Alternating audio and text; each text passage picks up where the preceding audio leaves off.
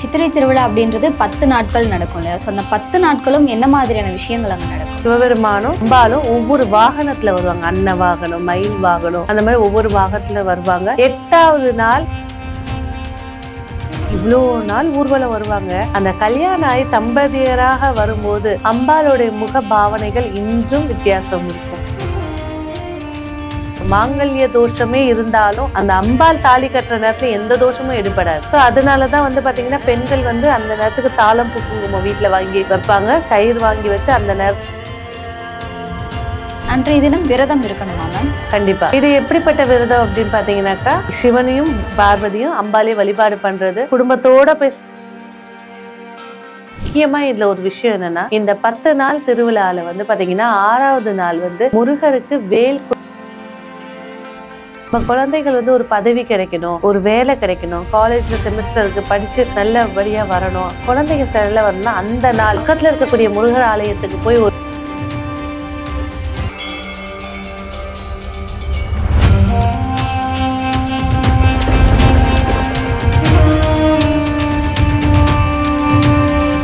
வணக்கம் மேம். வணக்கம் மேம், பொதுவாக சித்திரை மாதம் அப்படின்னாலே நமக்கு முதல்ல ஞாபகத்துக்கு வர்றது சித்திரை திருவிழா, மதுரையில் நடக்கக்கூடிய பிரபலமான திருவிழா. ஸோ அந்த சித்திரை திருவிழா அப்படின்றது 10 நாட்கள் நடக்கும் இல்லையா? ஸோ அந்த 10 நாட்களும் என்ன மாதிரியான விஷயங்கள் அங்கே நடக்கும்? சித்திரை திருவிழா, சித்திரை மாசம் பிறந்த உடனே நம்மளுக்கு ஞாபகம் வர்றது யாருன்னா மதுரை மீனாட்சி. அந்த மீனாட்சியுடைய பெருமைகளை ஒவ்வொரு நாளும் சொல்லி, தினைக்கும் மாலையில சொக்கநாதரும் அந்த மீனாட்சியும், அதாவது இவங்களோட ஒரிஜினல் நேம் என்னன்னா அங்கேயர் கன்னி. மீன் போல கண்ணோட பிறந்த ஒரு குழந்தை உலா வருவாங்க. இந்த 10 நாளும் உலா வருவாங்க.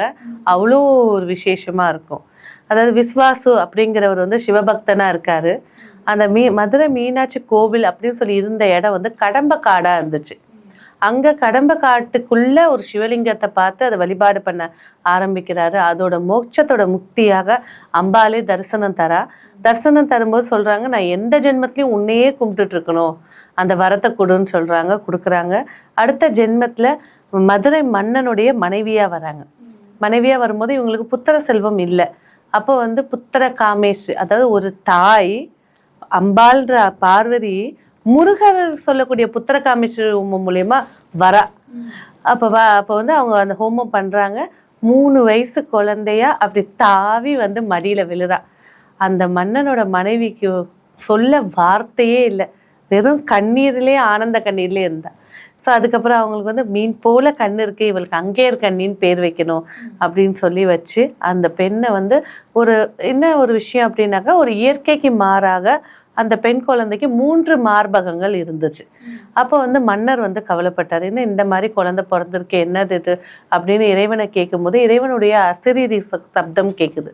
என்ன சொல்றாங்க அப்படின்னாக்கா, இந்த மாதிரி இந்த பெண்ணை தடாகதி அப்படின்வாங்க, எல்லா கலையும் சொல்லி கொடுத்து அரசியாக்கு, இவனுக்குன்னு உண்டான ஒரு மணாளனை பார்க்கும்போது இயற்கையான பெண்ணா மாறிடுவா அப்படின்னு சொல்றாங்க. அவளுக்கு எல்லா கலையும் கற்றுக் கொடுக்குறாங்க.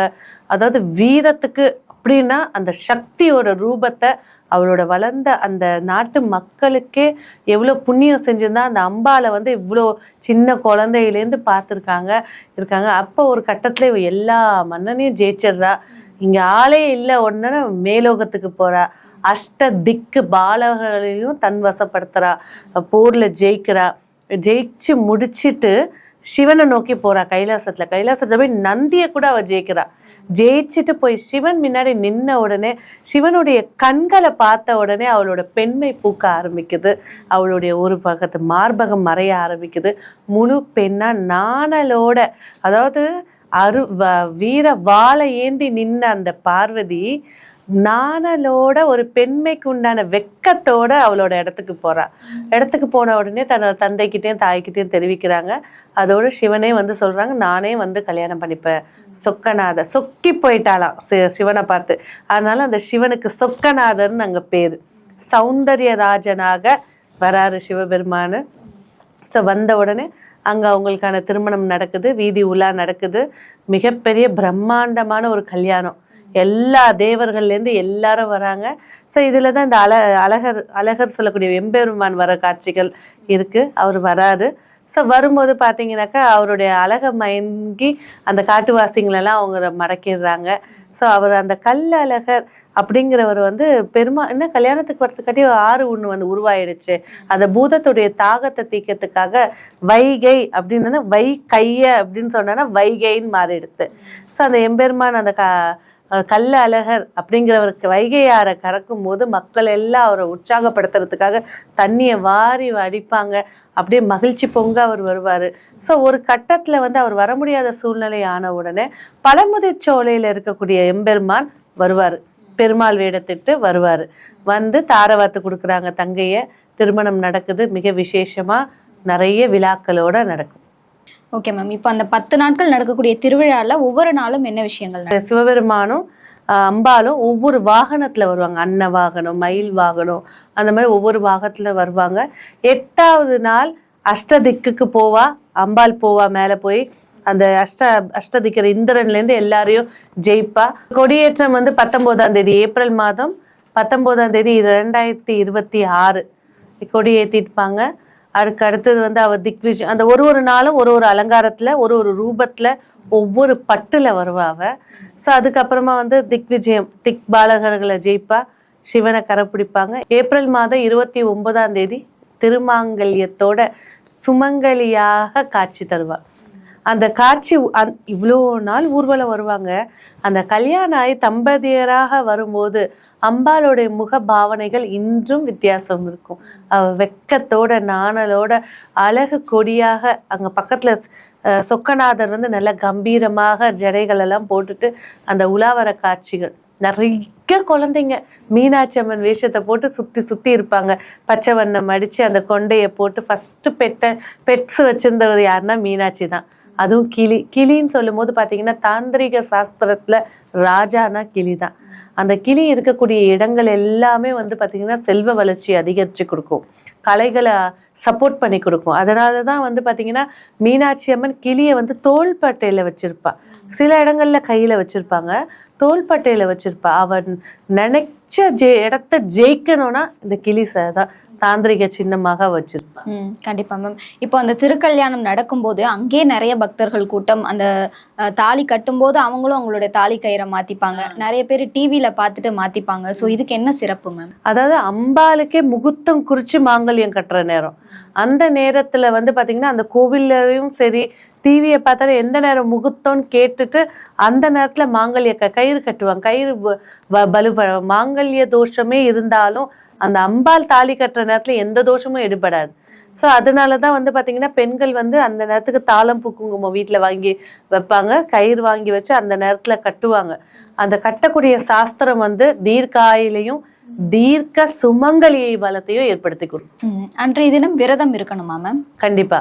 இது எப்படிப்பட்ட விரதம் அப்படின்னு பாத்தீங்கன்னாக்கா, சிவனையும் பார்வதியும் அம்பாலே வழிபாடு பண்றது, குடும்பத்தோட போய் சம்பேதரா போய் அர்ச்சனை. இப்போ உள்ள கூட்டத்துக்கு நாங்க எப்படி போறது அப்படின்ற போது டெலிவிஷன்ல உங்களுக்கு ஒரு பக்கத்துல இருக்க சிவன் ஆலயத்துக்கு கூட போயிட்டு அம்பாலையும் சிவனுக்கும் வழிபாடு செஞ்சு நார்மலா ஒரு வெஜிடேரியன் தான் கல்யாண சாப்பாடு என்னென்ன சமைப்பாங்க அந்த சாதத்தை செஞ்சு வீட்டுல சிவபெருமான் போட்டோ இருக்கு, அர்த்தநாரீஸ்வரர் போட்டோ இருக்குன்னா படையில போட்டுட்டு வழிபாடுகள் செஞ்சு. முக்கியமா இதுல ஒரு விஷயம் என்னன்னா, இந்த 10 நாள் திருவிழால வந்து பாத்தீங்கன்னா 6வது நாள் வந்து முருகருக்கு வேல் கொடுத்தல் அப்படின்னு ஒரு பூஜை நடக்கும்.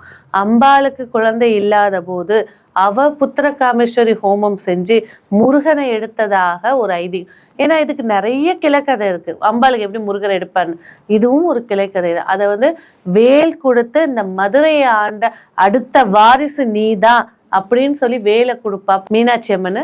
அதை வேல் வாங்குதல் அப்படின்னு ஒரு நிகழ்ச்சி இருக்கும். முருகர் அழகா ஜம்முன்னு வருவாரு. அந்த வேலை கொடுக்கக்கூடிய காட்சிகள் ரொம்ப அழகா இருக்கும். அப்ப நம்ம குழந்தைகள் வந்து ஒரு பதவி கிடைக்கணும், ஒரு வேலை கிடைக்கணும், காலேஜ்ல செமிஸ்டருக்கு படிச்சு நல்லபடியா வரணும், குழந்தைங்க செல்ல வரணும்னா அந்த நாள் பக்கத்துல இருக்கக்கூடிய முருகர் ஆலயத்துக்கு போய் ஒரு வெற்றி மாலை, எந்த மாலைனாலும் பசங்க கையால கொடுத்து அந்த மாலையை போட்டு அர்ச்சனை செய்து அவங்க அந்த மாலை எடுத்துட்டு வந்து அந்த குழந்தைக்கு போடும்போது அந்த குழந்தைக்கு கல்வி தடையா இருக்கட்டும், ஆரோக்கிய தடையா இருக்கட்டும், வளர்ச்சி தடையா, அந்த நேரம் நிகழ்ந்து அந்த மாலை வெற்றி மாலையாக சக்சஸை கொடுக்கும். கண்டிப்பா மேம். நிறைய பேர் அந்த தாலி கயிறு மாற்ற முறை எப்படின்னு தெரியாம இருப்பாங்க. கலட்டிட்டு போடுவாங்க, சில பேர் கட் பண்ணுவாங்க. முறையா எப்படி கயிறு மாத்தணும்? கட் பண்ணக்கூடாது, கத்திரிக்கோல் அங்க வேலை இல்லை. கயிறை வந்து ஃபர்ஸ்ட் கழுத்துல போட்டுக்கிட்டு அதுக்கப்புறமா முடிச்சு அவுத்துட்டு ஒன்று ஒன்றா உருவ எடுப்பாங்க.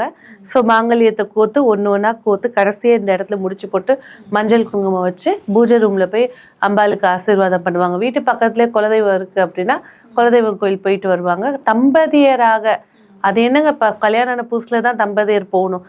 60 வயது வரைக்கும் இருக்கக்கூடிய தம்பதியர்கள் இந்த நாள்ல போய் சிவனை தம்பதியராக தரிசனம் பண்றது நல்ல ஒரு ஒற்றுமையும் ஆரோக்கியத்தையும் கொடுக்கும். அந்த கயிறு மாத்துறதுமே கணவர் கட்டி விட்டு அதுக்கு ஏதாவது சிறப்பு இருக்கா? நல்ல விஷயம்தான். இப்போ உள்ள கணவர்கள்லாம் வேலைக்கு போயிடுறாங்களே, என்ன சேர்ந்து கட்டி விடுறது சிறப்பு விஷயம்தான். இல்லைன்னா நல்ல வீட்டிலே யார் மூத்த சுமங்கலி, மாமியார் தான் இருப்பாங்க இல்லை அம்மா இருக்காங்க அப்படின்னா மூத்த சுமங்கலி, பழுத்த சுமங்கலியை தேடுவாங்க. மாமியார்லாம் சில வீட்டில் சுமங்கலியா இருப்பாங்க, அவங்கள கூப்பிட்டு கூட கட்ட சொல்லலாம். அவங்க கைப்படுறது அவங்களுக்கு இன்னும் நிறைய விஷயங்கள் வெற்றியை தரும். இந்த கயிறு மாத்துறதுன்னு சொல்றப்போ கர்ப்பிணிகள் மாதவிடாய் காலத்துல இருப்பாங்க, ஸோ அந்த டைம்ல மாத்தலாமா? கண்டிப்பா கூடாது. கர்ப்பிணி பெண்கள் கூடாது. மாதவிடாய் காலத்துல இருக்கக்கூடியவங்க அந்த நாள்ல கயிறை வாங்கி பூஜை ரூம்ல வைங்க, முடிச்சதுக்கு அப்புறமா எடுத்து கட்டி. ஆடி பெருக்கு அன்னைக்கு கூட மாத்துறாங்க. ஆமா, ஆடி பெருக்கு அன்னைக்கும் மாட்டுவாங்க, ஆவணி அவிட்ட அன்னைக்கும் மாத்துவாங்க. ஸோ சில குறிப்பிட்ட நாட்கள். ஆனா இந்த முகூர்த்தம் வந்து அம்பாளுக்கே தாலி ஏறுற முகூர்த்தம். அப்ப சகல தோஷமும் இல்லாத ஒரு நாள். லவ் பண்ணி கல்யாணம் பண்ணிக்கிட்டேங்க, முகூர்த்தம் பார்க்காம கல்யாணம் பண்ணிக்கிட்டேங்க, அவங்க எல்லாம் இந்த நாளை திருத்திக்கலாம். மறுதாலி கட்டுறது இந்த தாலி கொடுத்துக்கலாம். 3 மாசம் ஆயிடுச்சு தாலி பிரிச்சுக்கோ, இந்த நாள் டக்குன்னு செலக்ட் பண்ணிக்கலாம். இது என்ன அஷ்டமியா இருக்கட்டும், எதுலாம் இருக்காது, பௌர்ணமியா தான் இருக்கும், சிறப்பு தரும். கண்டிப்பா. அந்த சொக்கநாதர் வந்து மீனாட்சிக்கு தாலி கட்டுற அந்த நிமிஷத்தை தவற விட்டவங்க அன்றைய தினம் வேற எந்த நல்ல நேரத்துல கயிறு பிரம்ம முகூர்த்தத்துல கட்டலாம். எப்பவுமே வந்து முகூர்த்தம் அப்படின்னு எடுத்துக்கிட்டீங்கன்னா உச்சி பொழுதுதான், 12 மணிக்கு மேல கிடையாது. ஒண்ணு காலையில பிரம்ம முகூர்த்தத்துல எடுத்துக்கலாம், இல்ல அம்பாளுக்கு தாலி கட்டக்கூடிய நேரத்தை எடுத்துக்கலாம். மீனாட்சி திருக்கல்யாணம் பத்தி நிறைய விஷயங்கள் சொன்னீங்க. நன்றி. நன்றி.